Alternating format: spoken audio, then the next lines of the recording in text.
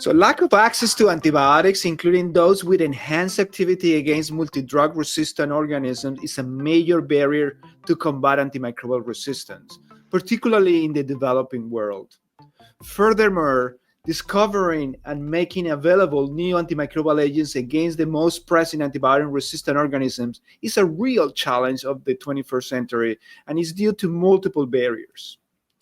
The Global Antibiotic Research and Development Partnership, GARP, actually has as an objective to accelerate the development and access of treatment for drug-resistant bacterial infections. Together with public, private, and nonprofit partners, GARP actually works to preserve the power of antibiotics for generations to come. And today, we are going to discuss about this important function and role of GARP overall for the generations to come and the role that they are playing to fight antimicrobial resistance. So welcome to Editors in Conversations. The objectives of this podcast today is to understand a little bit more what GARP does and its role in the antimicrobial resistant field.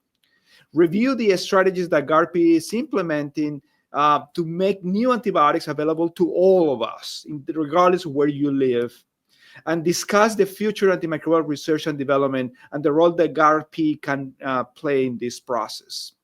This episode is brought to you by Antimicrobial Agents and Chemotherapy journal, available at the asm.org/AAC. I'm your host, Cesar Arias. I am the editor-in-chief of AAC, and this podcast is supported by the American Society for Microbiology, which publishes AAC. If you plan to publish in AAC, AAC members get up to 50% off in publishing fees. So visit asm.org/membership to sign up. And don't forget to check our latest issue with important papers in a mechanism of resistance, pharmacology of antimicrobial agents, epidemiology, and clinical therapeutics, among others. We actually just published a recent commentary about the role of genomics in healthcare epidemiology, written by worldwide experts. We also have several collections in new sections, including challenging clinical cases of antimicrobial resistance, new perspective on antimicrobial agents, and a recent section on antimicrobial stewardship that is getting a lot of traction right now.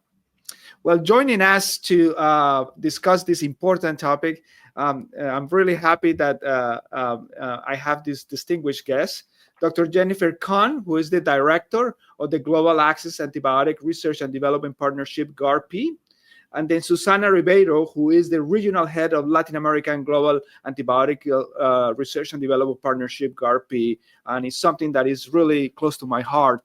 So we are going to talk about Latin America as well. So welcome to the show. Thank you so much. Thank you so much for having us. Yes, absolutely. Well, thank you. So Jennifer, let's start talking about GARP. Maybe people, the audience of this podcast is not very familiar with GARP. Tell us where the origins of GARP and what is the objectives of the organization. Absolutely. So GARDP is it's a nonprofit product development partnership and access partnership. And really our mission is to make sure that antibiotics to combat the most critical drug-resistant infections are actually developed with the evidence needed by clinicians to make sure that patients are treated appropriately and that they're affordable and available for patients who need them around the world. And this also means that the evidence generated goes across populations. So we don't want to leave critical patient populations like neonates and children behind. So we really focus on these significant gaps that many other entities may not be actually addressing. GARDP was actually kind of incubated between the World Health Organization and another product development partnership called the Drugs for Neglected Diseases Initiative. But we're now an independent Swiss foundation. But really, we partner with a range of different entities to make sure that these twin and interlinked goals are achieved of both development and access.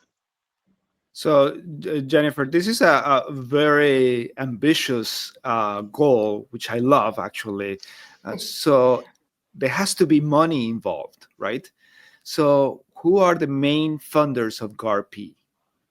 So GARDP is really fortunate to have funding from a range of different entities, the German government, the Swiss government, the UK government, as well as some philanthropic organizations, such as the Bill and Melinda Gates Foundation. And of course, we are, again, fortunate to not only be partnering with these entities for funding, but also for thought partnership. Really, governments such as the government of the Netherlands have focused on funding product development partnerships and therefore have a wealth of experience as well on how to appropriately support them. Yeah, this is fantastic. So, Susanna, so as you all know, I'm Colombian. So, Latin America is a very special region in my life, and I know even personal experience how difficult access for antibiotics is in the country, particularly in certain areas of some countries. It's such a diverse country that there are areas that are super well developed that have access to everything, and other areas that have probably nothing. So, what is the role of GARP in Latin America? Absolutely. Thank you, Cesar.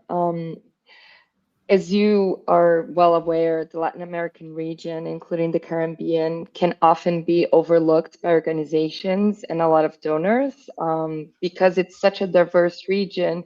But people tend to think that we are well off because there are quite a lot of high middle income countries and even a few high income countries. However, a study recently published in The Lancet says that AMR contributed to 222,000 deaths in the region in 2021. And the number is expected to rise to 650,000 by 2050, placing Latin America and the Caribbean among the regions with the highest AMR mortality across all ages. So we need to make sure that GARDP is not overlooking this important region. We started our activities here about a year ago, and we are really kicking off our presence in the region by focusing on establishing key partnerships. For instance, in September, we signed a framework agreement with the Pan American Health Organization, with whom we have already been collaborating with a study to assess susceptibility of samples to cefiderocol. Now we are expanding the collaboration and are planning to do a joint optimization of portfolio exercises among many other activities. We have also partnered with the AMR Research Institute in Sao Paulo, ARIS, and with the Osvaldo Cruz Foundation in Rio to increase participation from the region in the antimicrobial chemotherapy conference in 2025. We hope this will lead to new discovery and development collaborations in the region.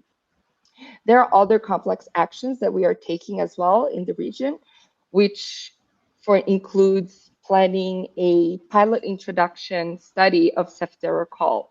That's to say, we are really trying to identify gaps and opportunities in terms of facilitating access to essential drugs and generate evidence that can support future introduction of the drug in the country. And of course, a lot of the lessons learned in Brazil we can use to other countries. So really, part of our strategy in the region is to make sure we can expedite access to new drugs and identify the pathways to enable this. Great, great. I think this is so important, and this is likely to be transformational. So, Jennifer, let's talk about, we in the last few years we've been seeing the development of new drugs, something that we didn't have for a few years, particularly against those gram-negative organisms. Yeah. I'm going to talk about cefiderocol, which is an example, but a lot of beta-lactamase inhibitors becoming more and more potent, more and more broad spectrum, which are actually quite needed in some of these regions with the worst resistance rates and problems.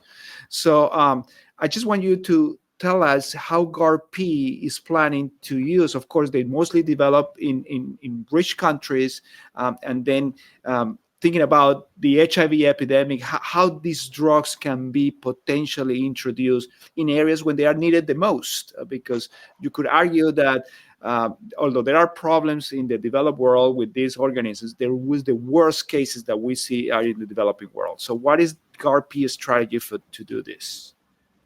Yeah, I think this is a really critical piece. And this is where I think we want to make sure we're linking the innovation to the access. So GARDP has taken a stance that we have to make sure that we are making the products affordable, available, quality assured, and that they have the evidence needed for appropriate use in the populations that are most heavily affected. But I think the other thing that we are realizing more and more is that actually AMR is a global problem. But as you noted, the low and middle income countries may be harder hit, heavier burdens, larger populations, larger numbers of people who actually need these drugs. So this is a global problem. This is a problem where we are either going to succeed together or we're going to fail together. And that means to me that we can't just look at drug development and access with only high income countries in mind. And that is because if we only look at those high income countries, in fact, the demand for those products is actually quite low, reasonably low, because they have just fewer cases. It's still real. If you have an infection, these antibiotics can be life-saving. But the real numbers of patients who need these are in low and middle income countries. So we have to fundamentally change how we're thinking about where we are thinking about making these products available. If we only make them available in a high income country, that actually might not make enough money for a developer or a supplier to actually be interested in developing that antibiotic or keeping it on the market. And we have seen examples of that, where even after an antibiotic is actually launched onto the US market, it may eventually be withdrawn because they just don't see the demand for it. But if we look at this as a global problem and say, we need not only to launch in the US, but we need to make the partnerships, the licenses, et cetera, to make sure that the product can be launched in an affordable, access enabling way in low and middle income countries, this actually may not only go towards enabling access, it may also go towards making sure that this product is sustainable and can remain on the market for everybody on the longer term. And so some of the things that GARDP is doing to help enable that, as mentioned, and maybe we can come back to it later, we are doing studies to help make sure that we have the evidence needed, including in the populations and in the more complex resistance patterns that we see potentially more in low and middle income countries. But we are also licensing for licensed production of these antibiotics where the countries are heaviest hit, and also where the product can be produced in a quality assured but more affordable way. We're supporting technology transfers, but we're not just stopping there. We're also thinking about how to strategically register these products so they're more widely available. And we're also thinking about how to work with local partners, local experts, to think about what are the introduction pathways that will support a robust uptake and appropriate sustainable use of this product. That is fantastic. Really major hefty lift that you have to do there. Susana, so in this pattern of conversation, let's talk. For example, you just mentioned cefiderocol in Latin America. So why don't you explain a little bit more how this is working with this, and how what Jennifer just mentioned as a big picture is kind of trying to be focused in Latin America, and what are the strategies that you are implementing right now to do that? Absolutely. So, for instance, as I had mentioned, we have an ongoing collaboration with PAHO, and we are looking into analyzing samples from the region. All 33 countries from Latin America and the Caribbean are providing samples so we can assess the levels of susceptibility to cefiderocol This is really going to help us understand the relevance of the product for the region. Is it really needed? Is it not really needed? Is there countries where we already have higher resistance? This will help us understand the urgency of getting cefiderocol available, and also the importance of having a stewardship program tailored for cefiderocol. We are also looking into expanding the work in R&D around cefiderocol. In Latin America specifically, we are looking into using samples from the region to help validate some of the diagnostic tools available for cefiderocol. And we are trying to include samples from the region in a future study that is going to test cefiderocol in combination with other drugs. Because again, one of the things that we see as a major need in the region is resistant Acinetobacter. And cefiderocol will likely work much better in combination to fight these infections. So we really want to have, we're really exploring how we can have samples from the region, including in this future study. So this is so great. Just for any of you, I'm thinking for anybody who listens to this, how do you convince this pharmaceutical company that has this patent and is using this drug to really introduce this drug in a country where they may not be able to pay what they want to receive from that particular product? So that's a conundrum. So Jennifer, can you comment on that? Yeah, absolutely. And maybe I can use the example of the license we have with Shionogi for cefiderocol, which covers 135 countries. So I think Shionogi as a company, their current model is focused on the US, Europe, and some parts of East Asia. But they wanted to make sure actually that their product, that the innovation and the life-saving capabilities of their product was not limited. They also recognize that this may not be the role they wanted or could play. And so that's where GARDP comes in. We can work both ourselves, but also through licensing partnerships to manufacturers like Orchid, who we are sub-licensing manufacturing in India for this product to make sure it's quality assured. But I think we can also play a major role in making sure we're working with the partners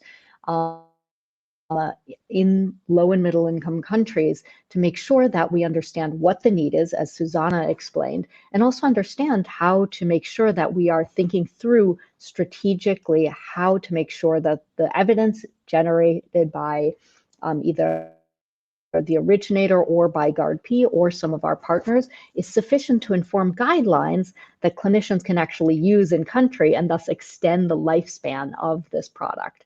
But then I would say in other cases, GARDP can also play, I think, a major role in actually developing the product.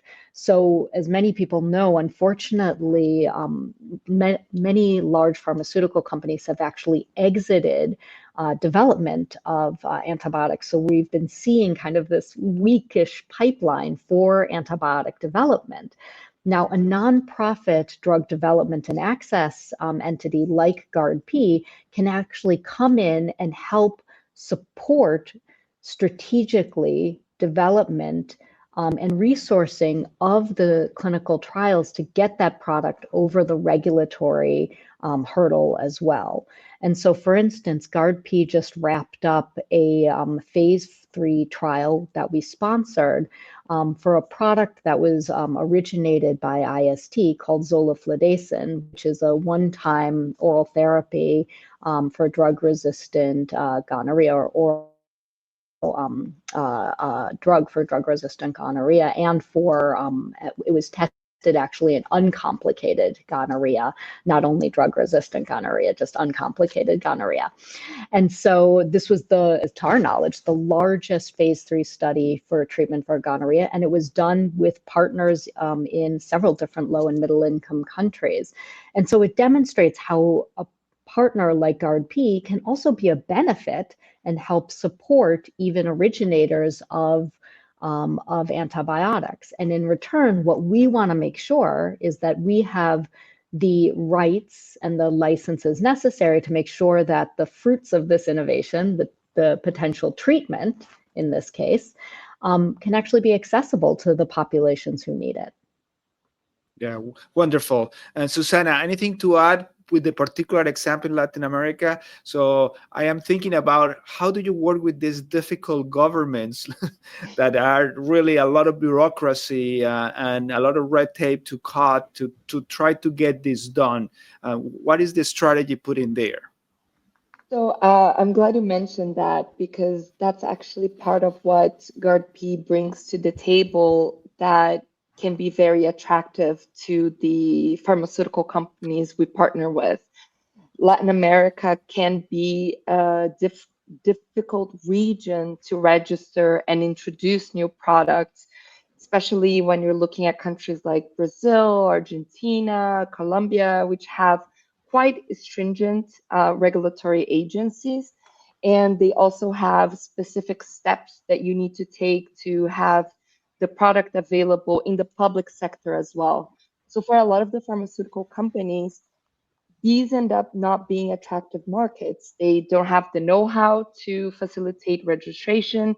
They don't want to input the resources to make the drug available in the public sector.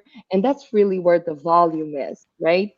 And so GARDP is really looking into how we can overcome that gap. We have, for ceftriaxone, we have the rights to facilitate future introduction for all of the countries. And for zoliflodacin, we have it for almost all of Latin America. And so we are establishing, we have very well set relationship in Brazil. We're starting in Argentina. We're expanding to Mexico. Hopefully, with your help, we'll also be expanding to Colombia. And the idea is really to understand what are the requirements and what is the evidence needed by each country for both registration and incorporation into the public sector, and then what GARDP can do to satisfy those needs. So for instance, in Brazil, the study with ceftriaxone that I mentioned, we are looking into it with this pilot introduction in selected sites to gather information to enable us to design a future rollout plan for the introduction. So what will the guideline for the use be like in Brazil? What are the stewardship requirements that will be required for Brazil? And more importantly, what is the evidence that we'll need to present to the government so they consider this product is relevant and necessary to be available in the public sector? And these are all things that most private companies do not have the resources or the willingness to invest in. And so really as a nonprofit that is guided by public health, GARDP steps in to take that responsibility. Yeah, great. That's a fantastic example. Jennifer, you mentioned something related to, which I found very curious and researching about everything that GARP does, is this partnership with, pharmaceutical companies that are not, something that are very common to us in the US or Europe. So pharmaceutical companies may be in India and possibly in Brazil. So how do you develop this partnership, and how do you assure some sort of quality that these products and of course how the partner company or the parental company agrees with these smaller companies to produce the drug in certain areas of the world? Great. So, so I think one thing to note is there is, of course, a really robust pharmaceutical industry in many parts of the world, including in India, in parts of Latin America, and elsewhere, including producers that actually make antibiotics for stringent regulatory authority countries like for the US. So one of the things that GARDP does is we look for partners that are able to meet those kind of stringent quality assurance, that also have experience and the capabilities to produce antibiotics. For those of folks who are familiar with antibiotic production, there may be very specific lines that can only be used for certain types of beta-lactams or cephalosporins because of the risk of allergy and cross contamination. So we need to make sure that our pharmaceutical partners have that capability. And we also look at other things. So we look at environmental health criteria. So we want to make sure that the active pharmaceutical ingredient of these antibiotics is not being discharged into the environment, potentially contributing actually to ongoing resistance. And then we also look at kind of the ethos and behavior of the potential partner. Are they willing to supply the product at an affordable cost? Are they willing to work with us to not provide incentives based on volume-based sales from their sales force, thus potentially contributing to inappropriate use? So we look at all of these things, and then we work with the supplier partners we have to come to a legally binding agreement that can have terms and conditions such as quality assurance. And GARDP has a publicly available quality assurance policy as part of our access strategy that says we will accept quality assurance of stringent regulatory authorities, WHO listed regulatory authorities, and also the WHO pre-qualification program. And we also make these agreements public so people can see what sorts of terms and conditions are agreed to in our partnerships with suppliers. So really, we want to make sure that our public health agenda is driving everything we do, everything from when we out-license a product for manufacture and supply to when we're working with in-country partners to think about introduction strategies. Great. And it's much more clear to me. But I'm talking now to Susanna. Let's say with the cefiderocol, how do you, when you establish this relationship and legal agreements, there has to be always some sort of profit margin, because at the end of the day, these are companies. So and so who eventually end up paying for the drug that gets to this person in Brazil or in Colombia who can't really afford that, and maybe the health system is a system that is not very well suited to pay for that? So how that eventually works? So that's actually one of the biggest challenges, right? So we, as a nonprofit organization, when we negotiate these agreements with the private partners, we do try to get as much caps as possible in the profit margin. So if you look at the agreement that we have with Shionogi, there's maximums that it will be required to repass to them from the sales in the different countries, and it's tiered. So low income countries, there's no the cap is 0%. Middle income countries, I think it's 1 to 2%. So that's one piece. Then, for instance, GARDP, we are a small organization. We're not going to be going around the world and registering in each country the cefiderocol. So we're going to have sub-license agreements just looking into the commercialization in the different regions of the world. When we are doing this, big part of the negotiation process is also making sure that we limit the margin profits of the commercial partner. We understand that profit is needed for this to be sustainable and interesting to these partners. Otherwise, we go back to the issue, as Jen said before, where we're going to have actors in this field exiting the area of the antibiotics because it's not attractive enough. And then, so those are two ways where we try to cap as much as possible margin profits.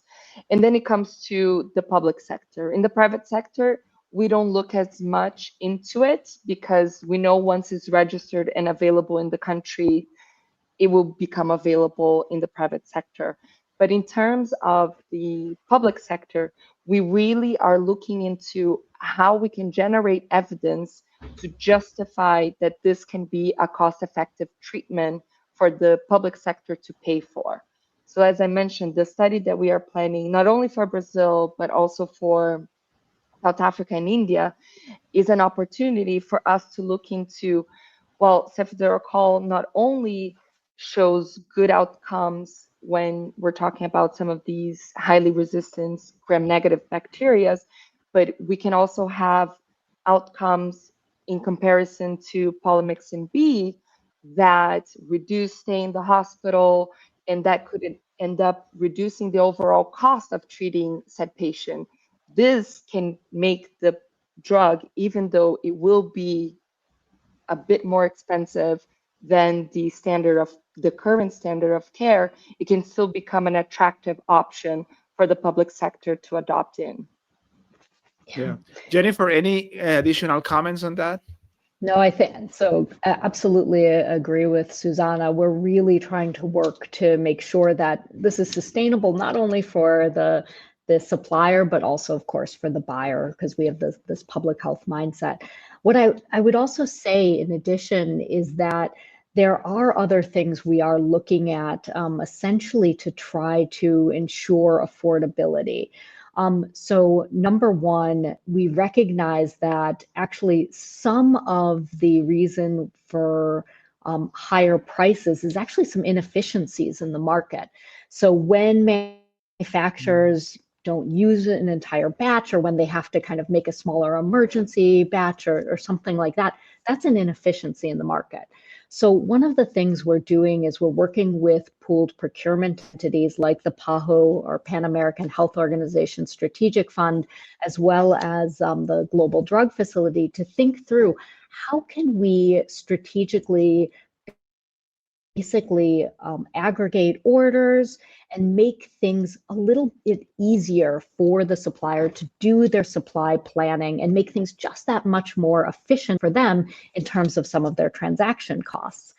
We're also looking at the fact that, sometimes a product is priced highly because there's a lot of risk built into the market for the supplier. So how can an entity like GARDP or our partners actually help to defray some of that risk?